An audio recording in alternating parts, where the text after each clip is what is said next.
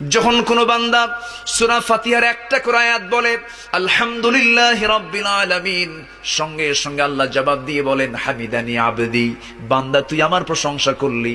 আর রহমানির রহিম যখন বলে আল্লাহ বলেন আসনা আলাইয়া আবদি। মালিক ইয়াউমিদ্দিন যখন বলে আল্লাহ বলেন মাজ্জাদানি আবদি।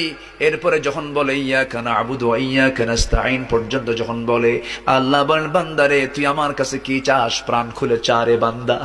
ইহদিনাস সিরাতাল মুস্তাকিম থেকে শুরু করে নিয়া ওয়ালাদ-দাল্লিন পর্যন্ত যখন বান্দা বলে তখন আল্লাহ বলেন বান্দা নামাজের মধ্যে এমন প্রেমের খেলা খেললি, বান্দা তুই যা চাইলি সব আমি আল্লাহ কবুল করলাম। ওই বান্দা যখন রুকুতে যায় আল্লাহ তখন অস্থির হন।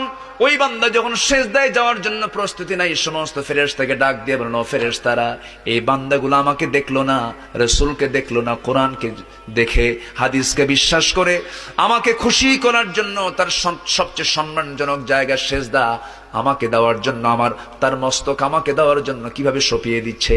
ও বান্দা, ওই ফেরেশতারা তোরা সাক্ষী থাক, এই সমস্ত বান্দার জন্য সকল জাহান্নামের দরজা বন্ধ করে 8টা